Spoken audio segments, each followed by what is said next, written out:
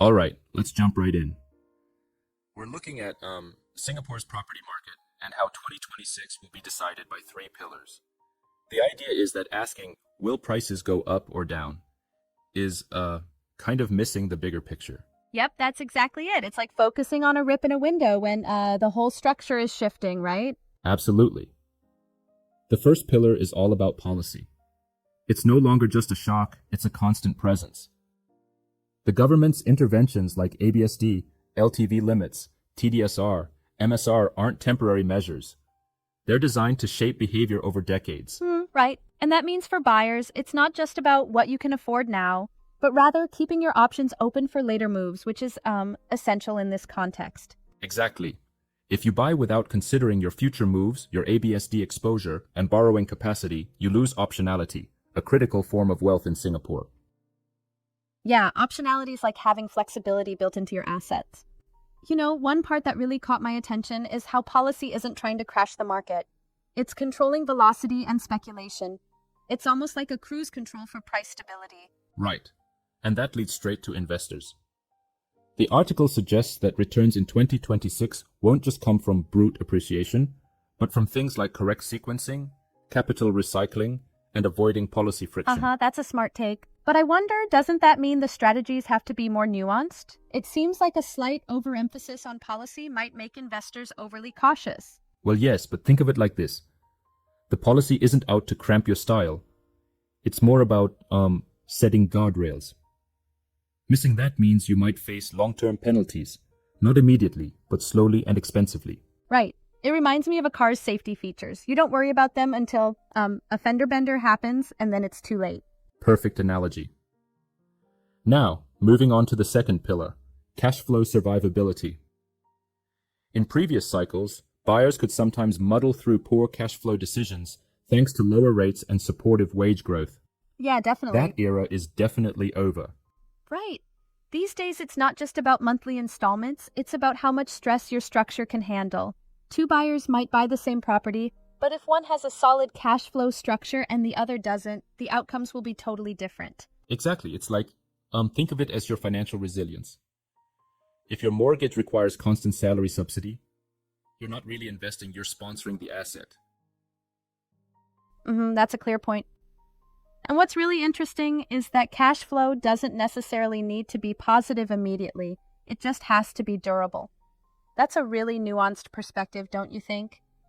Oh, absolutely. It's like building a bridge. You might have, say, a slight dip right after, but it eventually levels out. Only in this case, the drop is a stress test on your finances. Yep. And the article emphasizes that neither monthly installment size nor immediate profits are the only factors. Durability through tough cycles is what counts. Now, the third pillar is scarcity, but it's selective. Just saying Singapore land is scarce as a blanket statement is, well, sloppy thinking. Scarcity matters only when demand is persistent, financing is available, and holding power is strong. Right, absolutely. This is a sort of wake-up call, isn't it? Not all limited supply translates to value. Only the supply that's financeable and livable compounds over time. Exactly. And it's like, not every shiny object in a limited collection is worth the hype. Only the well-located family homes, assets with long-term bankability, and those aligned with real owner-occupier demand really command a premium. Well put.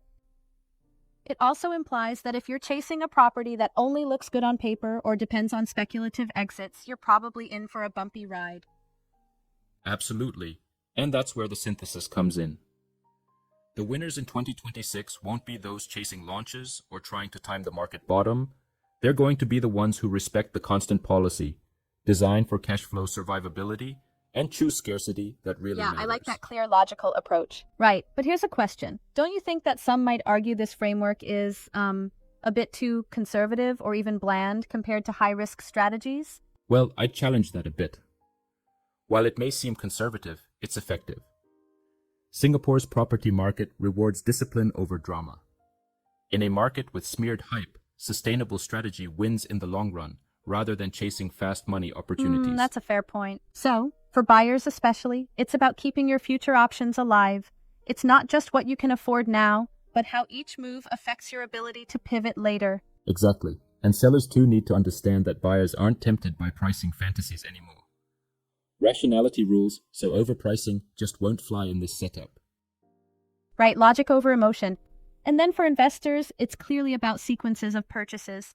One misstep might block out 5 correct moves, which really highlights the importance of the right strategy and sequence. Precisely. Investors need to think in terms of correct sequencing, ensuring each step is built on the strength of policy understanding, durable cash flow, and true scarcity. Yeah, that's strategic. Now, what about the idea that there might be a dangerous market out there? The article argues that the market itself isn't dangerous. It's unforgiving for those who are unstructured. Right. The market rewards those who have clarity and structure. If you feel confused, it's not because there are too many choices. It's because no one helped you design the right framework. Clarity is key for sure. I really like the call to action. Instead of content overload in this noisy market, it encourages listeners to look for a tailored strategy, message with 2026 framework, and get clarity. Yeah, that's a standout point. It's not about hype or pressure. It's about logic and structure. That's what Singapore property is, really. A disciplined system that favors well-prepared players. Exactly, disciplined players always win.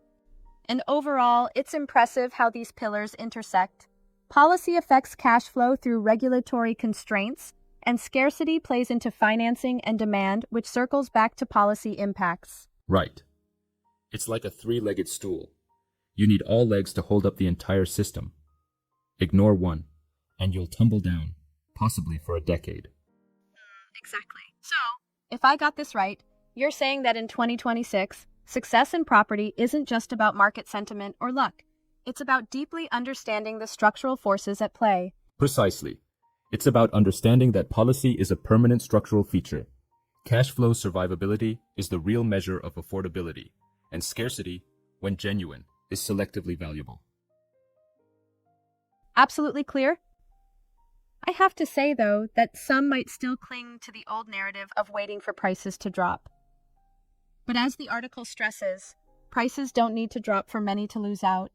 They just need to underperform expectations while capital is trapped. Yes, and that's such an important nuance. If you're trapped because of poor cash flow or misaligned policy risks, then even a stable price doesn't save you. It's all about the bigger picture. Total picture. It's almost as if these pillars offer a new lens to view the property market, not through hype or sentiment, but through steady, rational frameworks that evaluate risk over time. Exactly. It's like trading emotional reactions for long-term strategic planning. And while this might sound a bit dry to some, it's arguably far more strategy effective. over emotion. In the end, it sounds like success means aligning with these structured pillars rather than gambling on market sentiment, right? Absolutely. The take-home is clear. Respect the constant presence of policy, ensure cash flow durability, and pick scarcity that truly matters. That, in essence, is the winning framework for 2026. Yep, couldn't agree more.